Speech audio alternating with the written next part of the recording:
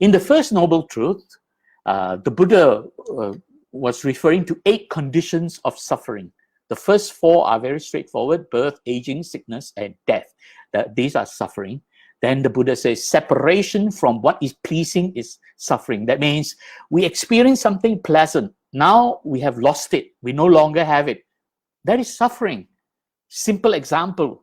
What is one object you use a lot and you like it a lot, and if you lose that, you're going to get very angry. You're going to get very hurt. It's your cell phone. Everybody has one. What would you do? What happens if you lose your cell phone? Are you happy? Of course not. So separation from what is pleasing, that is suffering. Union with what is displeasing. That means you have an experience that is unpleasant. You don't like it. It hurts you. And then you're stuck with it. Then that is suffering. For example, you wake up in the morning and then there is a headache. You feel the headache. So having a headache is displeasing. It is unpleasant. It is not nice. But you're stuck with it. You can't get rid of the headache. You try to take Panadol or take paracetamol or whatever. The headache does not go away. You're stuck with it. Then that is suffering. So in other words, something unpleasant, you can't get rid of it. That is suffering. Then the next one is talking about having a desire, a wish, wanting something, right? Hoping for something. For example, if you're working for an employer, you wish to get a promotion. You wish to get a pay increase, right? Every year you wish that you get a big jump in your salary. You wish that you get a promotion from junior staff to senior staff to supervisor, supervisor to become manager. You wish for those things in your career path. But it didn't happen. Your employer is very nasty. Never promote you, never give you much pay rise. So you are really not happy with not getting what you want. Not to get what you want. That is suffering, right? But the last one is the mother of all suffering, right? And using Bhante Punaji's translation, in brief, personalizing the 5 constituents of the process of perception is suffering. This is referring to the 5 aggregates. When we experience these 5 aggregates, we personalize them. And as we personalize them, right, everything we see, we begin to say, I see. And then we begin to think about it and reflect upon it and contemplate it. And then we remember it. What you've seen now goes into your mind. So you have to be very careful. If you keep thinking about stuff that you see and you get enjoyment or thrill out of seeing nice stuff, or you become angry when seeing something unpleasant, it pollutes your mind. This is really causing pollution in the mind. This is the process by which your mind gets polluted. If you personalize, cling on, grasping everything you see, hear, smell, taste, or touch, because it came from the word pancha upadana kanda. Pancha kanda, the 5 aggregates. Upadana is this personalizing, the clinging, the grasping. This is the mother of all suffering, because every time we experience something, we cling on to that experience, whatever we see, hear, smell, taste, and touch, and that pollutes your mind. If it is whether it is pleasant or unpleasant, it pollutes your mind. And for example, you tasted a food that is very nice, you enjoyed that food, and you think about it, ooh, this is such a nice plate of food. How I wish I'm going to get it again. Let's say you went for fried noodles or fried rice. Most common, every country has it. So you tasted a very nice plate of fried rice, and you think about it, oh wow, this plate of fried rice is so tasty. Now if you keep reflecting on that, your mind now begin to yearn for it. Your mind begin to remember it and recall it. Oh, how I wish I can have that fried rice. Now, if your friend invites you to the house and serve you a fried rice that doesn't taste as good, then your mind begins to compare. Oh, this friend's fried rice not as nice as the one I had the other day. All this is suffering, right? So now these are the 8 conditions of suffering. This is the last one, as I pointed out. This is the mother of all suffering. We got to be very careful. When we experience something through our senses, don't grasp onto it. Don't cling on to it. Let it go. You have had a nice plate of fried rice. After it is finished, it's over. Let it go. Right? Don't keep recalling it. This has to be understood. The 8 conditions of suffering in the first noble truth has to be understood. Now let's listen to Bhante explain about this mind being polluted. And this pollution of the mind is called asava. Asava comes from a Sanskrit word srava, right? So Bhante will explain that. Now even the word asava is wrongly translated. The asava means, it starts with the root of that word is sru, is sru. Now sru means a sound that indicates the flowing. Now if water is flowing, we say, oh, it's flowing, suru, suru, suru, suru, suru, suru, suru. That is flowing. You see? So sru is to flow. Now, in the Pali language, we say going is called gacchati. Gacchati is going. Coming is called agacchati. That prefix a is coming. Agacchati means coming. Gacchati means going. So you see, in a similar way, the sru is to flow.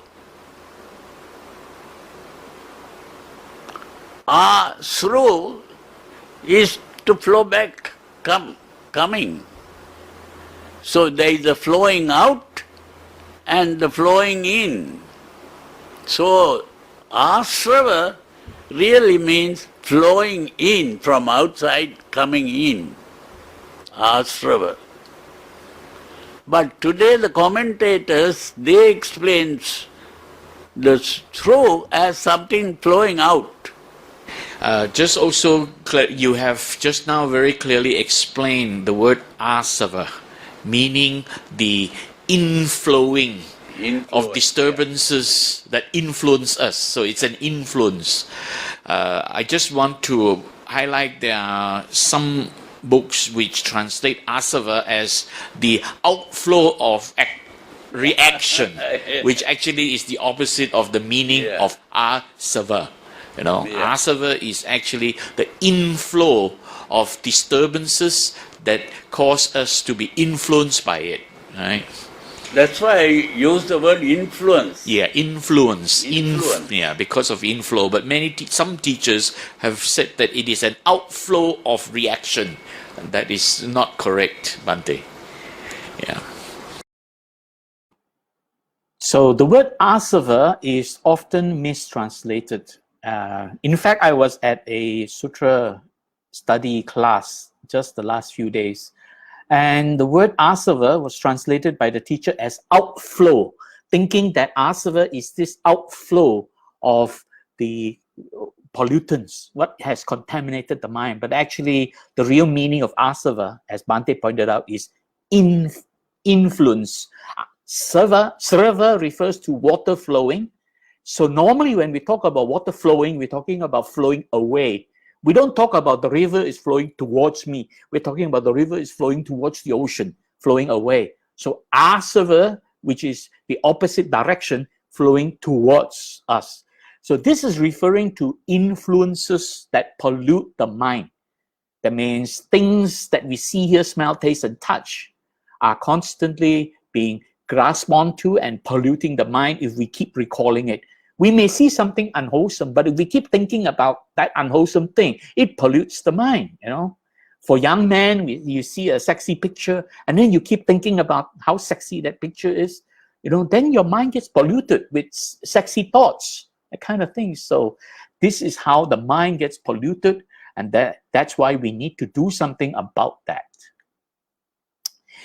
The second noble truth. So why do we experience suffering? And the Buddha pointed out 3 big reasons. right?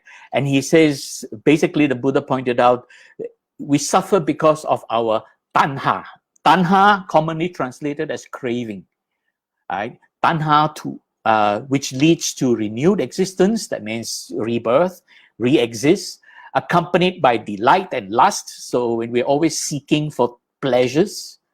Now, the real meaning of tanha is really emotional reaction, commonly translated as craving. But tanha is referring to the way we react. And there are three kinds of emotional reaction.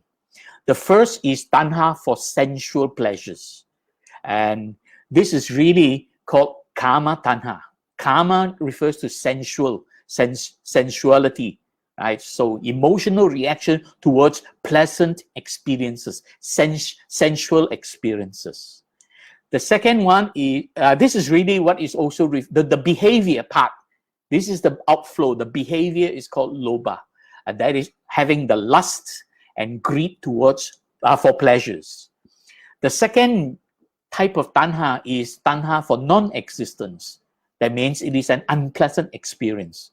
And this is called the vibhava tanha, emotional reaction to unpleasant experiences. If it is something unpleasant, we want to get rid of it, we want to push it away. And this behavior is called dosa, which refers to aversion and hatred towards these pleasures. And the third type of tanha is really tanha for continued existence. And this is called bhava tanha, the emotional reaction to existence. Every time we experience something through our senses, we begin to think, I see this. So we're creating the notion of I exist. There is this notion of a subjective self in here that is experiencing the world out there. That's why this is bhava tanha, clinging on to this notion of existence. And this leads to moha. Moha is the delusion of a self-centered existence. So there you have it, the three types of tanha, the causes of our suffering. Because firstly, if it is something pleasant, we lust and greed for it. If it is something unpleasant, we try to avoid it, or we develop hatred towards it. And whatever that is experienced, we cling on to that experience and we create the delusion of a self-centered existence. And these are the causes of our suffering. The primary root cause of all suffering is tanha, commonly translated as craving, but the real meaning is emotional reaction. So that's really the reason for our suffering, the causes of our suffering. We have to learn to abandon them. So in other words, we train ourselves to let go. When we experience something pleasant, don't think about it, don't grasp onto it, let it go. You had a nice meal, that's it. When it's over, let it be, it's over. Or you experience some suffering, and when you are cured from it, okay, it's over, let it be, don't think about it. Otherwise, you will fall into PTSD, post-traumatic stress disorder, and anxiety, anxiety syndrome. Right? Learn to let it go, to be abandoned. And if you are able to do all that, and that's what the third noble truth is referring to, that you have freed yourself from suffering, that suffering can be brought to an end. Nirodha. Nirodha means cessation, the ending, right? And here it is describing what happens when one becomes enlightened. This is really referring to the Arahant. It is the remainderless fading away and cessation of tanha. That means there's no more emotional reaction, right? So tanha, emotional reaction. We learn to give it up. We give up all reactions. We relinquish. We don't want to control it. We let it go, right? So this emotional reaction. Then we become free from it, free from emotional reactions. And when we become free from emotional reactions, we do not depend on it. But unfortunately, people rely on emotional reactions for their happiness. We can be happy without emotional reactions altogether, but people rely on emotional reactions for their happiness. That's why they get reborn over and over again. So here, a person who is able to attain this stage, this is the Arahant, the person who has become enlightened, that he has given up and relinquished all emotional reactions, that he has become totally free from emotional reaction of any kind. Therefore, he's not creating karma. And now he is no longer dependent on any kind of emotional reaction. That is the third noble truth. And basically, the third noble truth is to be realized. We have to realize that we have to help ourselves accomplish this. In other words, this is the goal to be accomplished. The third noble truth is really referring to a goal to be accomplished, to be realized, to manifest in ourselves, right?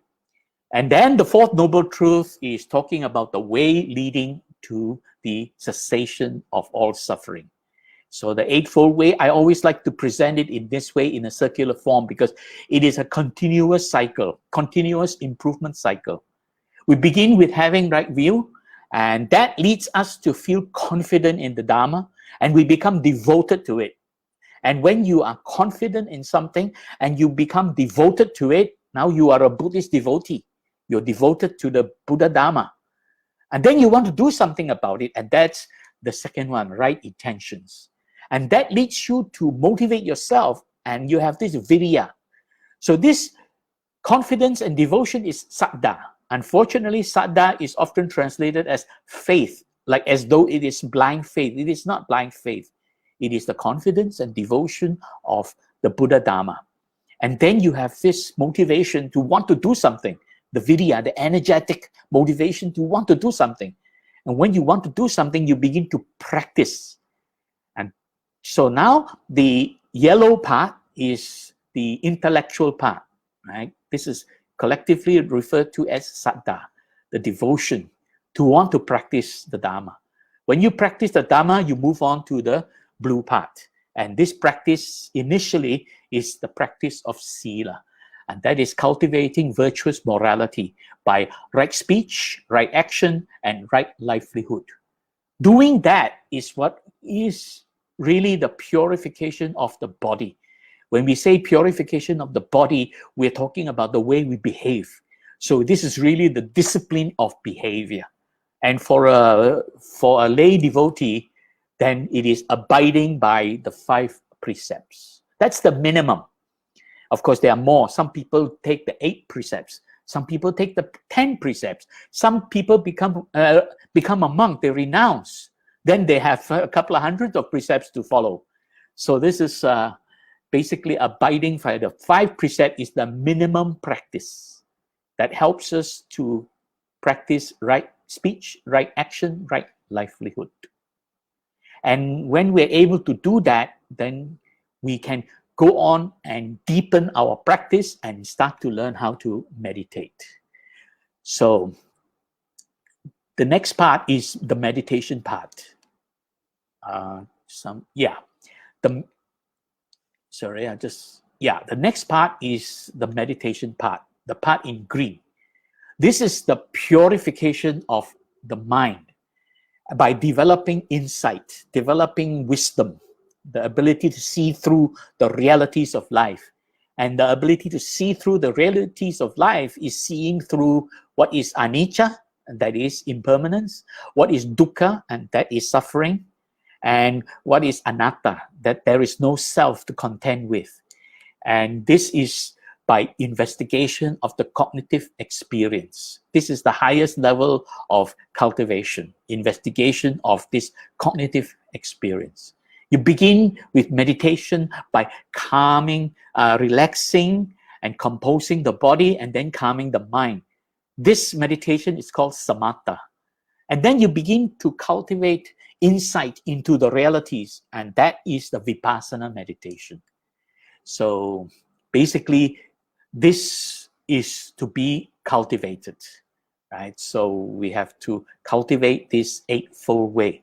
This is the practice of the Buddhist. And this is how we can learn to be free from all suffering.